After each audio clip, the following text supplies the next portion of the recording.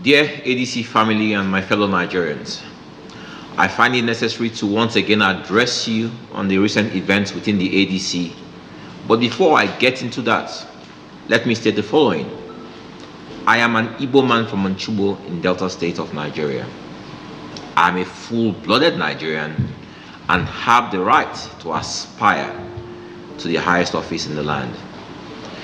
The presidency is not and will never be the birthright of one section of this country, no matter how much propaganda they spread. There's a lot of deliberate misinformation going on by these agents of destabilization, masquerading as a political coalition. There is a clear difference between a political coalition and a political gang. The first has noble ideals, while the gang seeks power for personal gains. What we have here today is a gang unable to survive outside political office, seeking to hijack the ADC as a means to revive their personal economies. They are truly on a rescue mission, but it's a mission to rescue themselves from the harsh economic realities which they themselves created for our nation. They accuse me of being a paid spokesperson for President Tinubu, and my response is this. It will be an honor to be a spokesperson for the president of the largest black nation on earth. But unfortunately, that's not who I am. Political jobbers who have no visible means of livelihood are always eager to tar others, but I remain unfazed. They, with the active support of their cohorts in the media, now say they are the ADC. They are not. I can call myself the president of America till I am blue in the face, but it doesn't make it so. They are offering some of the state chairmen as much as 20 million naira to resign their positions, which goes to show that their intentions are not honorable. My question to this gang is this. If you succeed in paying off all the ADC party officials at state and local government levels to resign, what next? Our constitution still doesn't allow you to assume their offices. This is the plain and simple truth. Your money will get you nowhere in the ADC. If you have to build your rescue mission on fraudulent misrepresentation, it just shows who you really are. The imposter who claims he's their spokesperson made bold to say that I am merely the former presidential candidate of the party and not a party official. His pedestrian argument is that only party officials can challenge party affairs.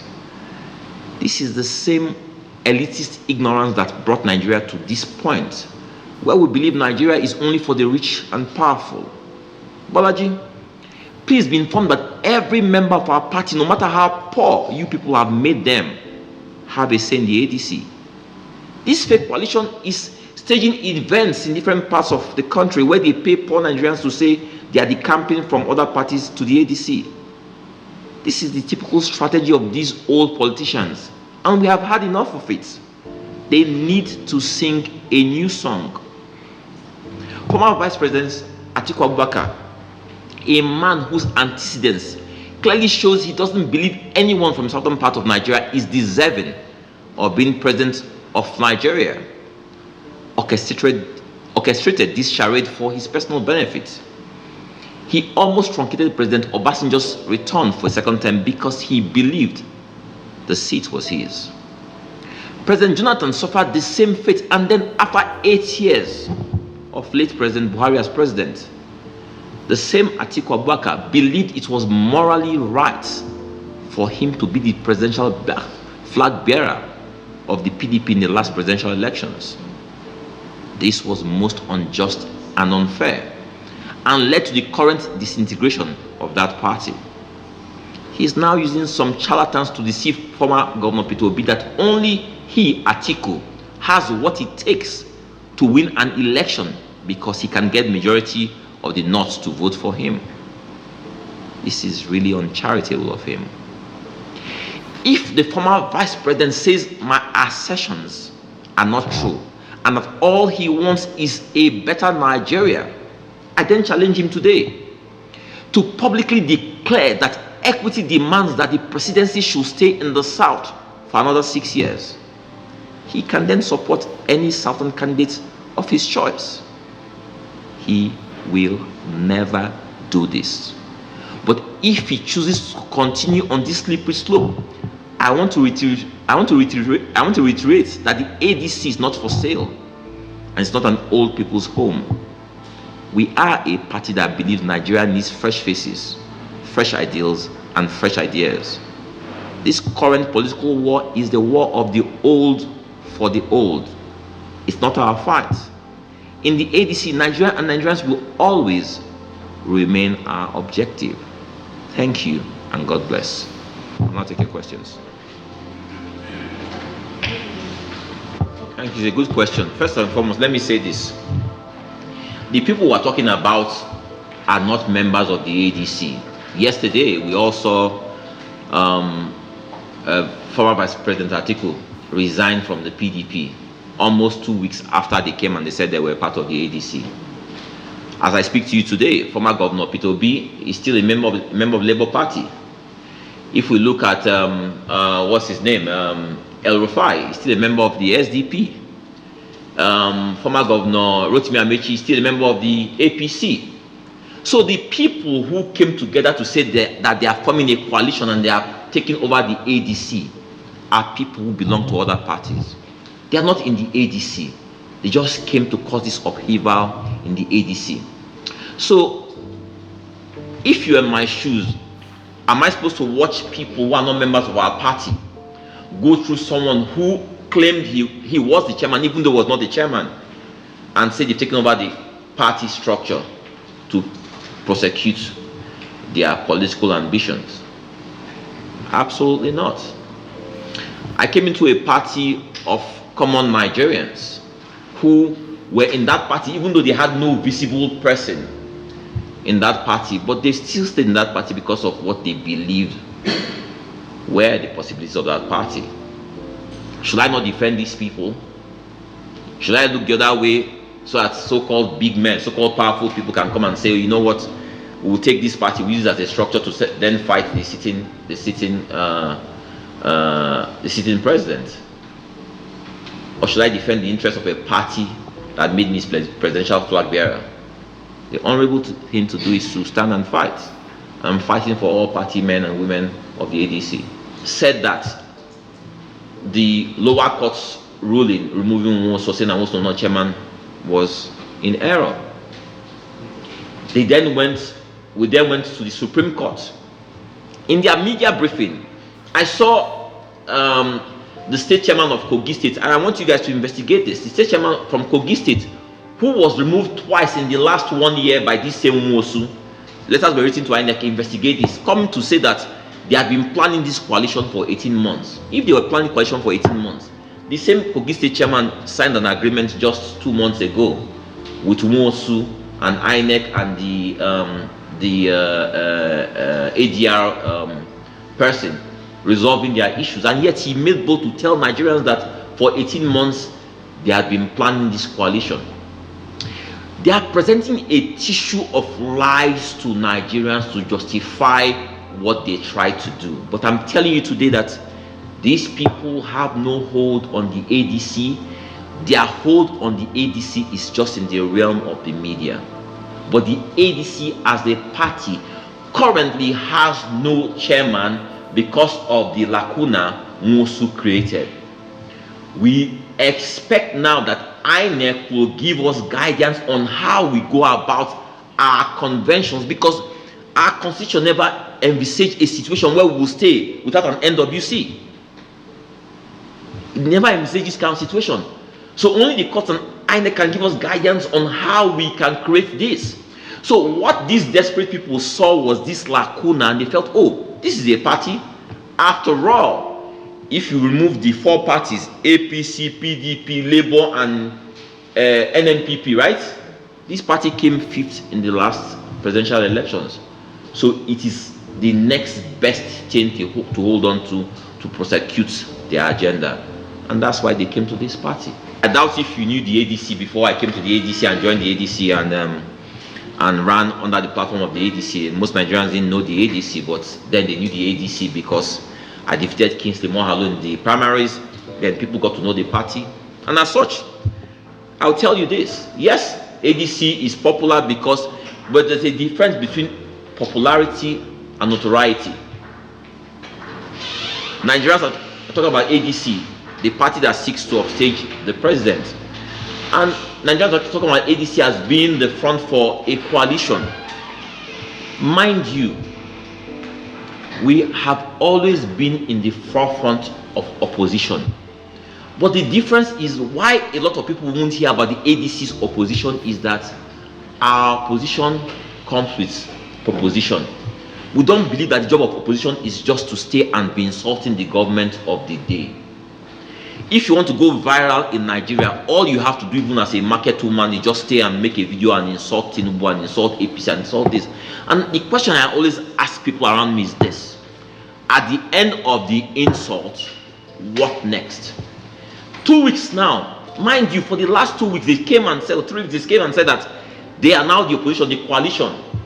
They've taken over ADC and they are going to chase out President Tinubu from office. You've not heard these men tell you this is what they want to do about the economy. I heard Bolaji saying the other day that they are going to reduce price of fuel to 100 naira, whatever it was, and they're going to take dollar to 1 naira to the dollar. The same thing they told us when the APC came in. They're saying the same thing again. They did not tell you what they are going to do about the economy, about housing, infrastructure deficit, healthcare. The former president of Nigeria died a few days ago in a foreign hospital. You have not heard any of them address the situation of what they will do about the myriad problems we are facing in Nigeria. All they tell you is this: President Tinubu has got to go. Okay, he has got to go. Tell us what you will do differently, because that's why we're here in the first place. That's why we have the problems we have in Nigeria, because we have never questioned these people. When they come and tell us bogus stories, nobody questions them. That's how they chased Jonathan out of office. Nobody questioned them. Today, when you are paying your rent today, you don't remember the stories they told you and how you brought these people into power. When you are trying to pay children's school fees, when you don't have food on your table, you don't remember all the lies they told you. And where we are today, they've come with another bunch of lies and nobody's questioning them. Question their stories, but before any story, ask them. Anytime you confront these people, anytime you interview them, ask them, what will you do differently about the economy? What will you do to ensure that the Nigerian who leaves school today, that he has a job within the next 1 year, the next 2 years? What will you do to ensure that our hospitals improve, that our doctors and nurses are not leaving Nigeria for the UK, Canada, and America? What will you do to end banditry or kidnapping? I forgot to pose this challenge to Vice President Atiku. The media, you are all reporting almost on a daily basis the killings in Plateau, in Benue, by Fulani people coming from other countries, right? You report these stories. Some of you camouflage it and say farmer header clashes. How many dead so far? 1,000, more than 1,000. In the last 10 years, how many dead so far? What has Vice President Atiku Abubakar said about his kit and kin killing innocent Nigerians? What has he said? The young lady was killed in Sokoto last time. Someone, his social media manager, made a tweet. They pulled it down immediately because it was not politically correct for him to speak against his people. That is the man who aspires to the highest office of the land. We know the truth as Nigerians, but we never want to speak to the truth. We never want to speak to the truth. He says he leads a coalition to upstage a president of Southern ethnic stock. That's fine. We are all complaining as Nigerians. I'm aspiring to office. I'm running against President Tinubu. But I believe it's morally and equitably right that anybody from a major party to go against this president should be from the South. There's nothing wrong with that. It's equitable. It's justice. That's all we ask. So you have in that coalition people they put around Peter Obi. So they tell Peter Obi, you cannot win, you cannot do it. only if you become Atiku's vice. What rubbish! That's balderdash. He has all it takes to aspire. He has all it takes to win an election. He has the brains. So, but people, what they do, they stake people around him so that anybody he goes to, they tell him, you cannot win. That is their strategy. And that's how they have forced him into a situation where he accepts to be the vice presidential running mate to Atiku Abubakar. That's what they tell us every day. That's what you, the media, are doing when you have this reportage that seeks to suggest that I, as an Igbo man, I can never be president of Nigeria. Why? Why? Don't I pay my taxes? Doesn't my Nigerian passport say I'm a Nigerian? Doesn't my birth certificate say I'm a Nigerian? Why can't I aspire to the highest office in the land? Am I anybody's slave? That's why we want to allow this. So no matter how they tell you that when you speak against them that you are Tinubu's spokesperson, it's an honor. It's an honor. As long as what I speak about is the right to the southern part of Nigeria to aspire to hold office for 8 years. Watch again. Let me tell you, look into this again. 8 years of President Buhari. Please Google this. Tell me how many statements Atiku Abubakar made to speak against that government, to challenge that government. We see all these statements today challenging a southern president. Because the southern president is nothing. Google and see how many statements he made. Then you know what you can do? Google my statements. Watch my videos. I challenge that presidency. 8 good years. But you can't see what if they said anything. If you did not speak against President Buhari in 8 years of the economic disintegration of Nigeria, of the structural disintegration of Nigeria, how dare you then speak because the man happens to be a southern president and because you know what, we southerners are weaker, you can overrun the country. We need to start speaking truth to power in this country. This is no longer acceptable. We know the truth. We all know the truth. You all know this truth. Speak this truth.